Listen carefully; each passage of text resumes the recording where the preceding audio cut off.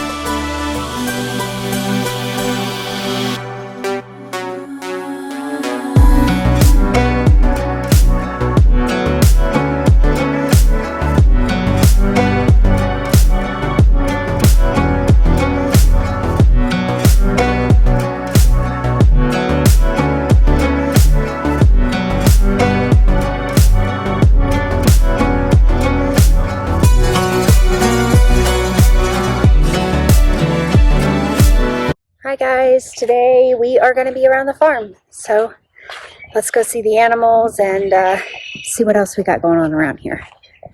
Kind of the baby goat, Mom. Look at your baby. It's a little goat. Come here. Hi. Aren't they cute? Grandma is milking a cow in the barn. She does this twice a day. So let's go see how that goes.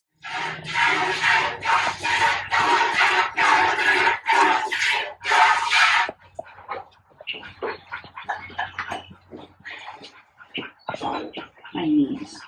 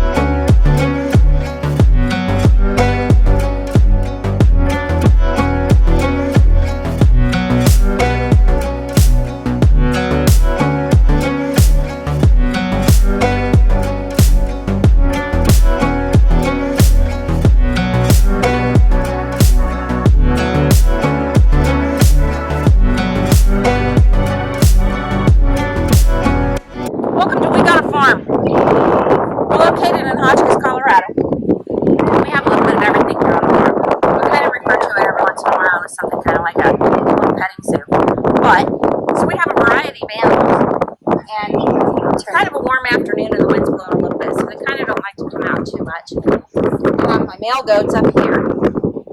These are called breeding bucks. They are registered Nigerian dwarf goats. You can kind of see one in there. Hey, boy. Stinky pig. Hi, Stinky pig. Hi, Stinky pig. Hi. Hi. Our milk barn where we actually milk the goats. It's kind of a mess because we've been feeding out of here with our grain and stuff in the hay. But this is our milk table. We use it as a grain dipping table as well, so it gets a little bit messy. But when we're milking the does, we bring them in here and they get up on here. They get their grain up here in a bowl and they stand here while I sit and do the milking.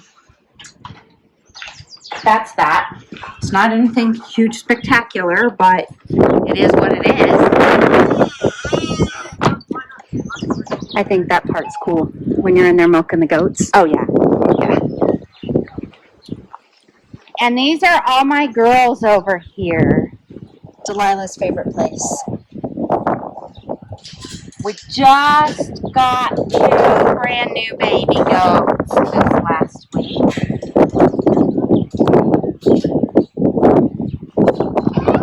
We'll take you in and you can see them. Come on, she's being in the way. Yes, she is. Oh, we're not picking up balls yet, sweetie.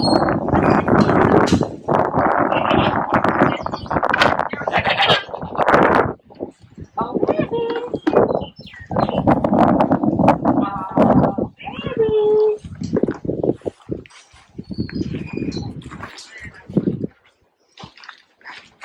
Hello, babies.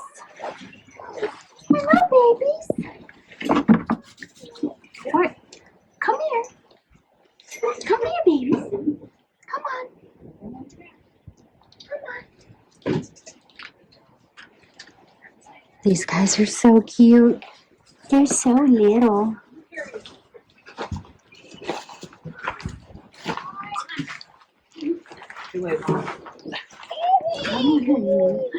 Come here, you. Yes, we got babies. Come on. Come on. It's okay. Come here. Come here.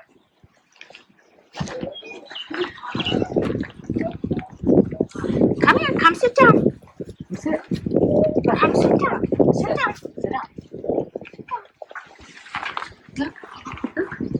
Do you want to hold the baby? Do you want to hold the baby? This is Matt. He hasn't been introduced yet. This is Matt. This is Daniel's brother.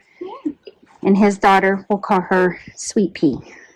Babies as well. She will have her babies the middle of June. The babies are eating. Continue our tour of the farm. This is Bishop.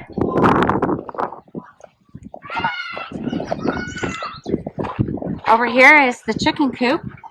I think they're all inside.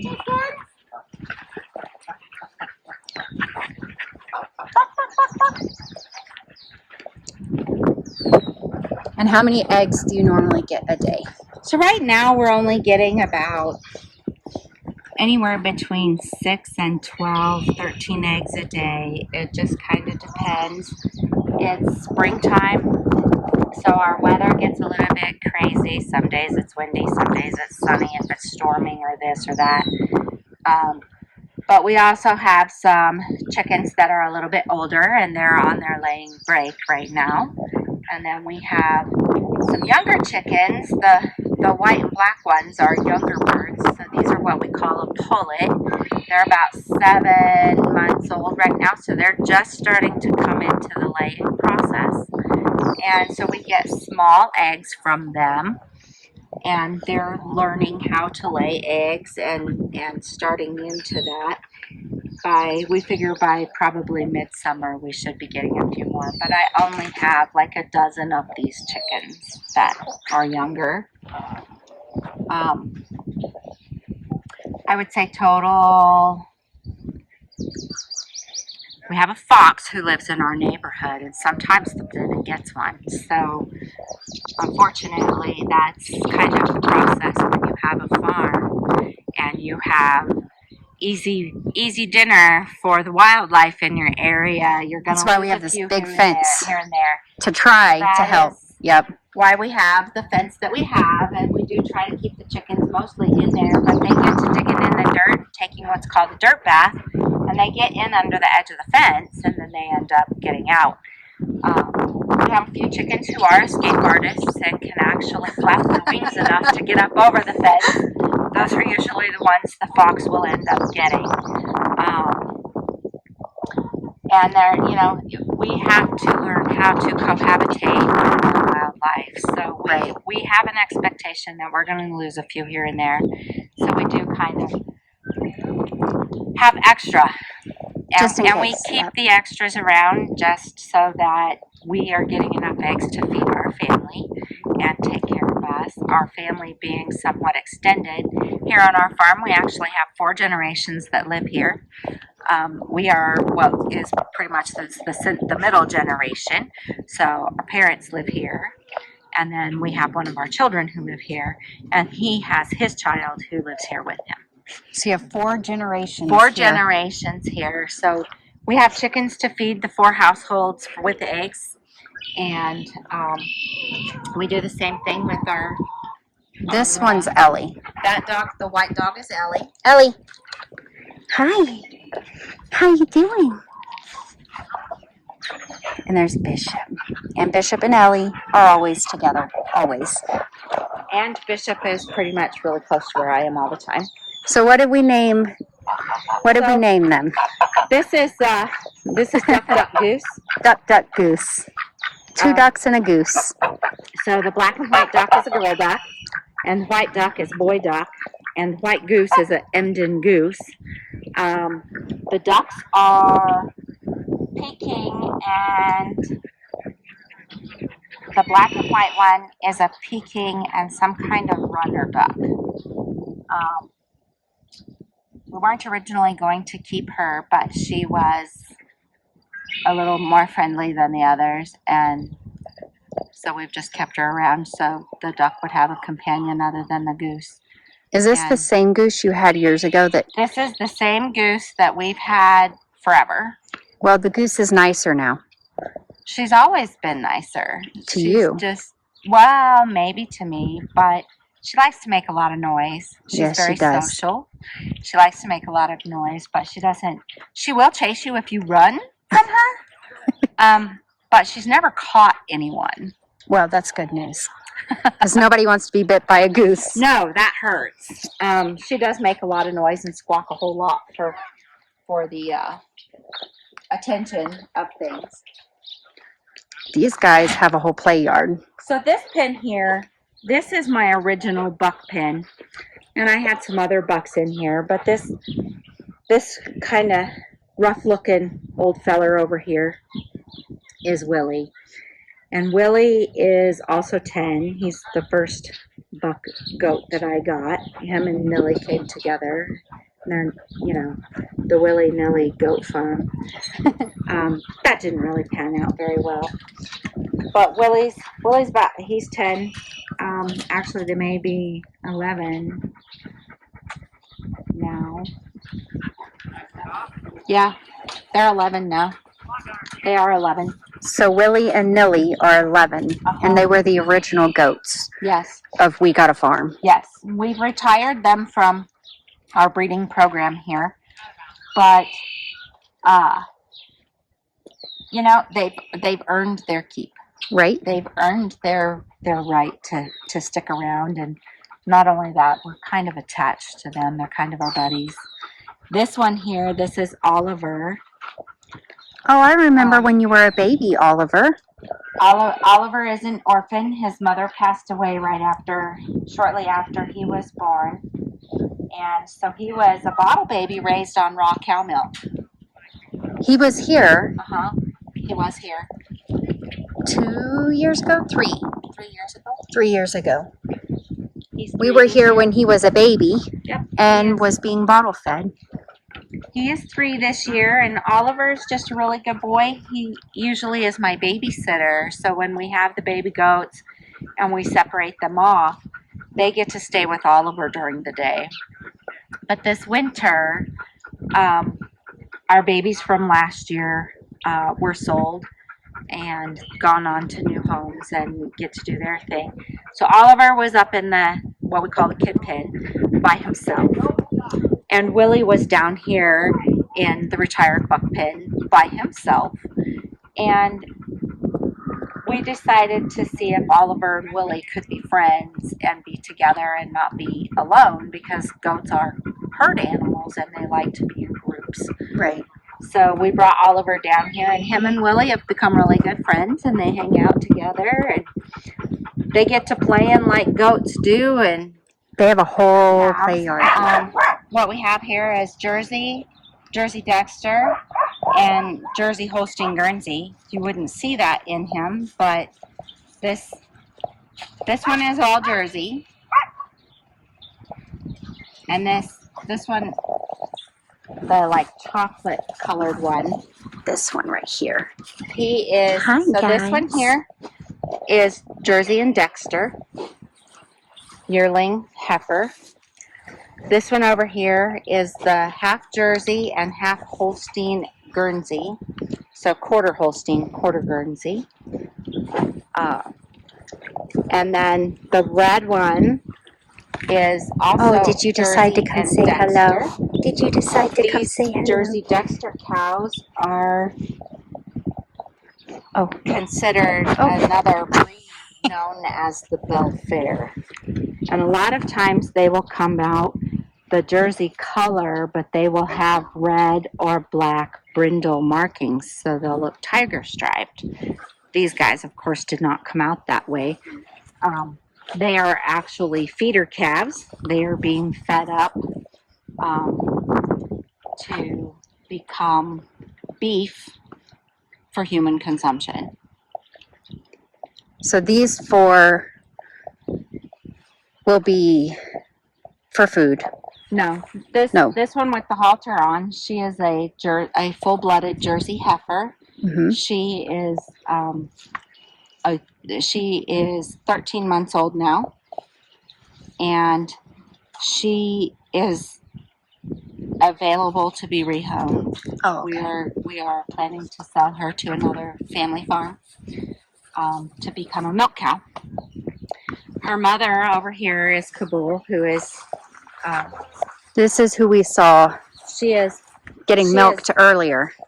She is a happy cow making milk right now. So she's been milked this morning. She's been out grazing grass for a couple of hours. She's now decided it's time to lay down, chew her cud. That's what she's chewing on right now. Looks like she's chewing a piece of gum.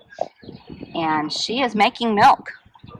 As we speak, she is making milk. And about how many gallons of milk do you get out of her per day? Because you milk Currently, twice a day. We milk twice a day, and currently I am getting 2 to 2.5 gallons each time I milk her. So I am getting between 4 and 5 gallons of milk a day from this cow. That's And a lot of milk. I milk by hand. Yes. Oh, and just for anybody who really wants to know, brown cows don't make brown milk. They don't make chocolate milk? No, ma'am. Are you sure? I'm sure. Well, it would be nice if they did. We've tried. Have natural chocolate milk. All natural. Right? Yeah. It would be nice, wouldn't it? Here are the pigs. This one's getting a drink. This one's up. Little pig.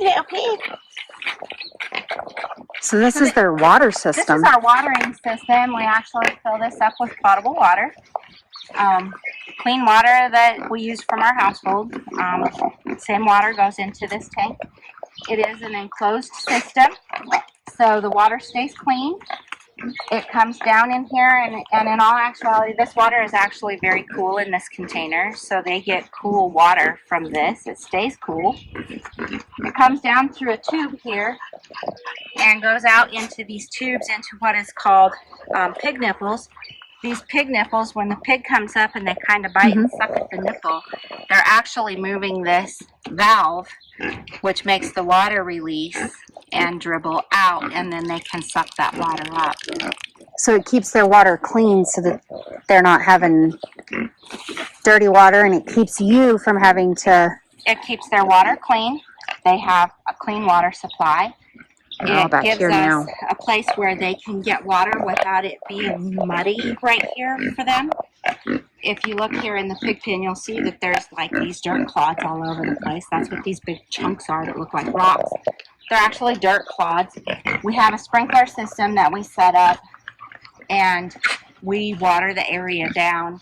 If you look out, the pigs actually have a full use of this entire area. So they can from go out this right here. fence to the other fence over here. And then they can go We have a back pathway in and out of this area. with shade. We have a shade. They have their huts here, which provide shade, provides shelter from the storms when they come through. It gives them a warmer place to lay down.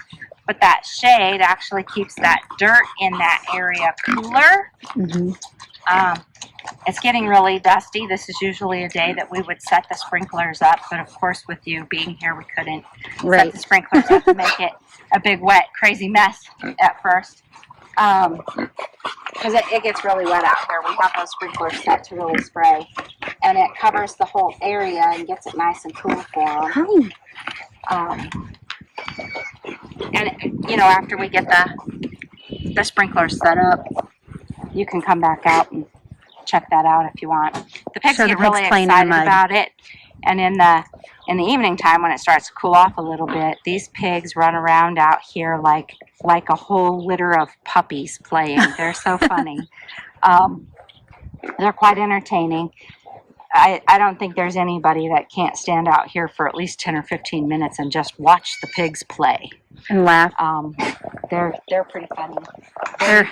Pigs actually bark like a dog. These guys we're like at the heat of the day right now. It's probably, about 85 degrees today? It's pretty hot today. So it's pretty warm. And they're kind of warm. They aren't going to be out playing too much right now. Based on that, they're a lighter colored pig, so they don't like to spend a whole lot of time out in the sun. They do sunburn. So we make sure that they have the shade. Not only do they have the shade here, but the time of day that we're in right now is the sun is almost straight up and down. So they have a board between a couple of posts over here that creates shade on either side of that board for them, depending on the time of day that it is. This time of day, they come and stay in here.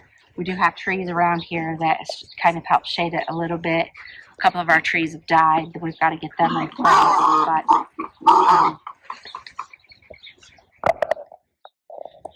so here we have their garden. this is the garden. We do a raised bed garden for part of our vegetables.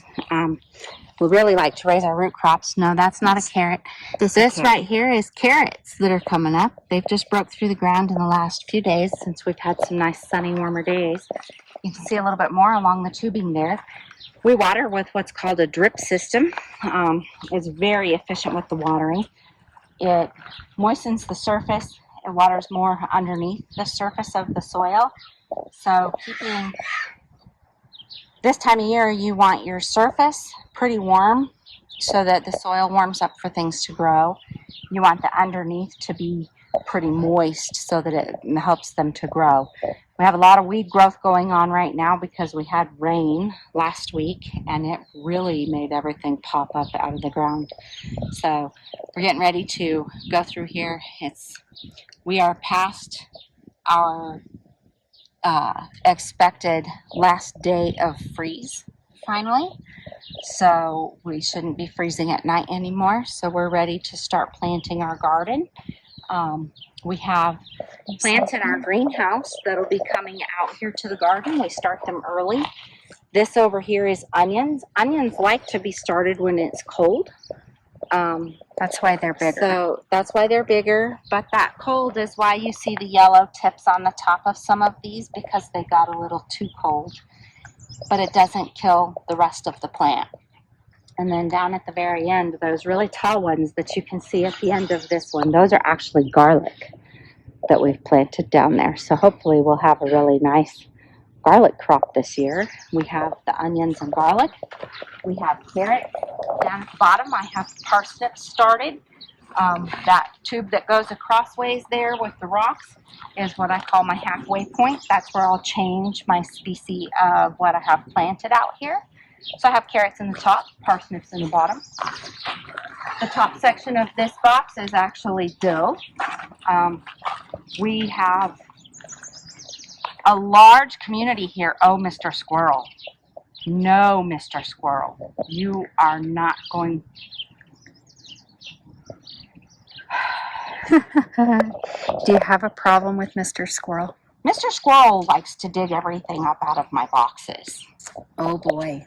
And so we'll be probably putting some chicken wire in around the bottom of the fence so that Mr. Squirrel can't get in here. Otherwise, it's the battle. Because he'll eat everything. He will eat everything. And of course, these are what we grow this stuff for us to live on through the winter. Right. There's a lot of other things around here that squirrel can forage on to live through the winter, and not the same things that I forage on to live on for the winter. Not in your garden. So, not in my garden, Mr. Squirrel. Then, I don't know if we said this. This that? is Daniel's mom. Oh, yeah. Did we say that? No, we didn't. It's been said. It's been said. It is now said. I am Daniel's mom. I have asparagus growing out here, and this is an asparagus bed that we're getting going.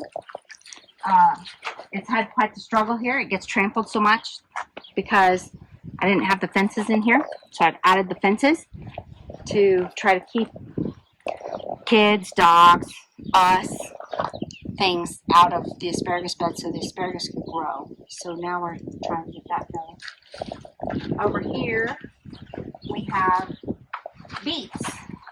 Ooh. So beets are a wonderful crop because you can actually eat the tops, like for salad. You can also cook the tops and eat them as a cooked vegetable, but they are what's classified as a dark leafy green, so they're really beneficial to you as a superfood. And then the part that grows under the ground is the actual purple beet, and there's so many ways to eat beets and like them. Are there? So you can have just buttered beets, you can have pickled beets, you can have Harvard beets. These are like a hot dish that's kind of like a sweet and sour sauce on them. I've but never it's had not that. Sweet and sour sauce, it's sweet and sour beets. Sweet and sour beets. You can actually like roast beets like you do other root crop vegetables. You know, our autumn chicken dish that we make with the Brussels sprouts and all of that. Mm-hmm. You can actually take raw beets, and you have to get them peeled. We usually parboil them just a little bit to soften that peel. Right. Peel it off, and then you can dice them up and you can throw them in that. So just like a mixed vegetables in the bottom. The autumn chicken she's talking about has Brussels sprouts, sweet potatoes, bacon, onions, all in the bottom of a pan. And then you cook your chicken, your seasoned chicken on top. And it's really, really good. I've never had it with the beets, so we might have to try that. Beets are also very high in iron, so they're really good for you. Right now I'm pulling a few weeds because, well, a weed, so I will give you my definition of a weed. My definition of a weed is any kind of a plant that's growing where you didn't want it to be growing. So in this box, I have beets planted here, so I really only want to be growing beets in this box.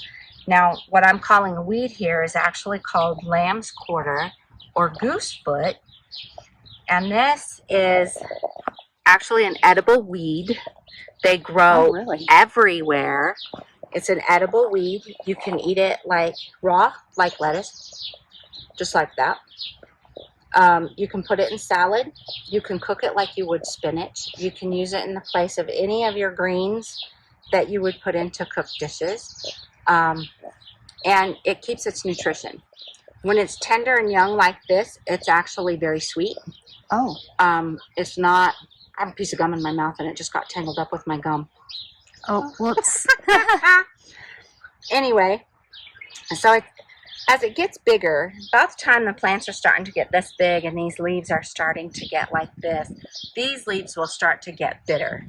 But these tender little young leaves like this are really tender, and they're easy to chew, but they're really good for you. So a quarter of a cup of these little leaves in your salad is going to be just as beneficial to you as eating like a whole big plate full of salad. So I did not know highly that. nutritious. If you're ever out in the wilderness and you come across these weeds and you're hungry and you're lost, these will save your life. As a plant, they actually have some protein to them even. And so this is what's referred to. These are young ones. These are about a week old right here. And this petal, they're not really developed, but maybe at some point Brittany can look up goosefoot or lamb's quarter online and show some better pictures of what a mature plant of it looks like. But they call it a goosefoot because when the goose steps in the mud and the shape of their foot, that pattern, these leaves when they're mature kind of look like that same pattern of shape. Well, that's interesting. I did not know that. Nope. And is this whole bed beets? So the entire box, yes. So along each of the tubes is a row of the beets. And each tube is a row. So that's 1, 2, 3, 4, 5 rows right here. Yes. And so these are 4, 8, 12, 24 foot long rows of beets. Now, keep in mind that this crop is shared between 4 households. Grandma this year wanted to get some extra pickled beets. We do our own canning. And Grandma is out of pickled beets on the shelf. Oh, no. So she needs extra pickled beets this year. So we decided to put in a larger crop of beets so that she could get her supply of pickled beets this year. Back up, right? Oh, look what we have here. So this is a more mature lamb's quarter plant that shows you more of what those leaves actually look like, the shape of the leaf. And the top side, the new growth leaves have kind of this silvery, it almost looks like a powder on them, but they're not. And then if you look at the back side of the leaf, it has a dullness to it. If it's shiny on the back, you don't want to eat it. If it's not shiny, this is lamb's quarter, and this is a safe wild edible. So in the greenhouse, early in the year, around February or March, we start our seedlings. We start little pots like this and we put the seeds in them, and we water them and we nurture them and we bring them around to make plants. So these are tomato plants. So when the time comes, these go out in the garden. These will go out in the garden. These ones, like this, these ones right here are ready to be transferred into a bigger pot. And I have some over here in the window, shall we say. They're sitting outside to harden off to go to the garden. And they're ready to be planted out in the garden. They're plenty big enough. They're hardened off. They've been sitting out here both at night and during the day, so they're getting sun. They're getting the cooler nighttime temperatures on them to be ready to plant in the garden and not have the added protection of the greenhouse at night to keep them from freezing. I have green chilies. Oh, green chilies. That's a Westerner thing. These are peppers. They're so good. And these are a very mild variety, so they're not too spicy to burn your mouth. But they have an excellent flavor and they're my favorite. I really love the flavor. They're not too hot, but they have just a little tiny bit of spice. So for those of us who have a no spice tolerance, no spice tolerance, but I was going to say more of a passion to actually taste our food without sweating. I agree. We use a milder chili. I have some other chilies. These are the Sonora green chilies. I have some other chilies that are planted that are Anaheim green chilies, and they're quite a bit hotter. But we have other people who like their chilies hotter, so I'll grow them both. These are cherry tomatoes, so these are going to make big strings of, you see how we have these blooms here? So they will make big strings. They're called the Sweet 100 cherry tomato. and they will make strings of just tomato, tomato, tomato, tomato, and it'll hang down and just almost You'll look have a like whole bunch to pick from. almost look like a grape or a grape. Yeah, you know what I'm talking about. Grape stem of tomatoes, and they're super sweet. So I know you covered this over there somewhat with the beets, but when you have a lot of excess left over, y'all can. We can. For the so winter. I make salsa. Yeah, she does. She makes really good salsa. So I grow my own tomatoes, I grow my own onions, I grow my own garlic, and I'm growing my own jalapenos even to put in my salsa. And when you're talking about those jalapenos, so let me just show you over here. These are jalapenos.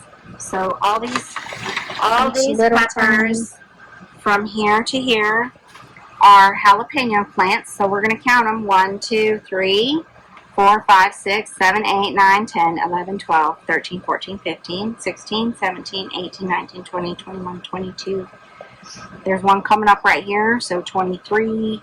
There's another one right here, 24, and then one here, 25. So right off the top, I know I have at least 25 jalapeno pepper plants. Now I'll probably get about 10 pounds of jalapenos off of each of these plants. Oh, that's a lot. We also sell our jalapenos in the fall. And then I have another variety of jalapeno. A new one. And this is called a jalapeno. And a jalapeno is just like a jalapeno, only those are hot, burn your mouth, and these are not. The jalapeno is for me. Jalapeno has all the flavor, no burn. The kids, They can have jalapeno poppers. they can have jalapeno poppers and enjoy them just like we do. But even then, I have some of the other grandkids that are here that they will actually literally pick these jalapenos right out of the garden and eat them. Just straight Just from a the raw, garden. straight pepper. They're sweet. They're not hot, but they taste like a jalapeno.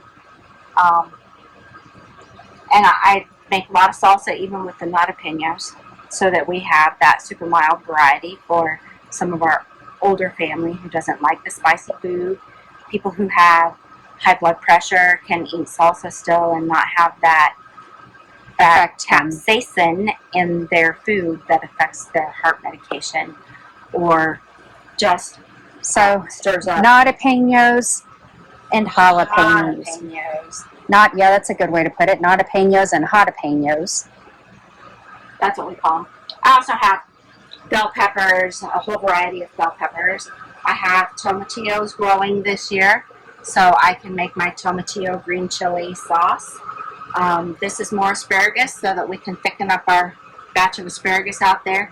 When I got the roots, it was just too cold to even dig in the ground out here still, so I put them in these pots. I'm a little late getting them transferred this year because I've had some other family things going on that have required my time outside of the garden and the greenhouse and things, but we're obviously still getting the job done. The greenhouse made a huge difference. We started some stuff really early and got it going early on, but then we started some things a little bit later. These will still be ready to plant here very shortly without being too much of a delay in the season, but I'll still be ahead because I'm not planting seeds now. Right, you've already started.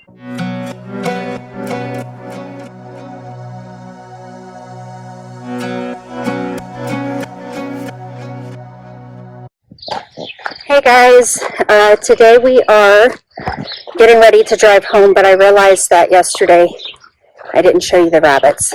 So we are going to go show you the rabbits now, and then we're going to load up and start heading home.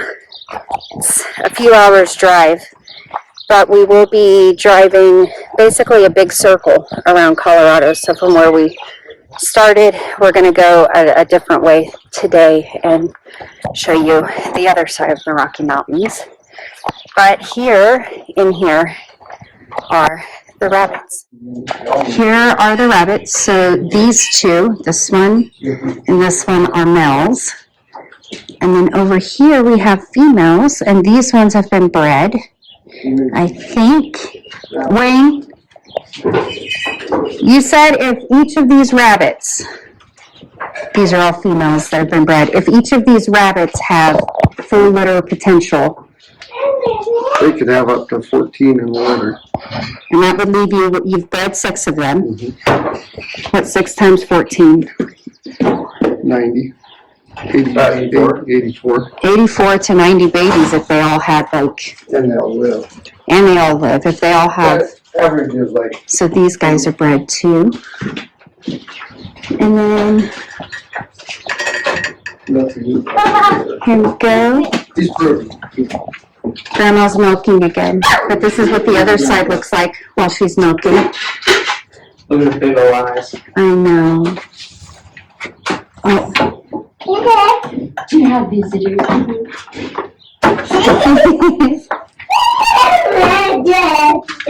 All right, Delilah, what's your, pig? Braden, your favorite's the pig? Mm-hmm. Delilah, what's yours? The goat. The goats. Especially the baby ones. Especially the baby ones. Babe, what's yours? The goats. The goats. Goats. What's yours, Mom? I think my favorite's duck, duck, goose, although the goose is a little bit scary. When it honks at you and flaps its wings and acts like it's maybe going to attack you, but otherwise it's probably the ducks and the geese.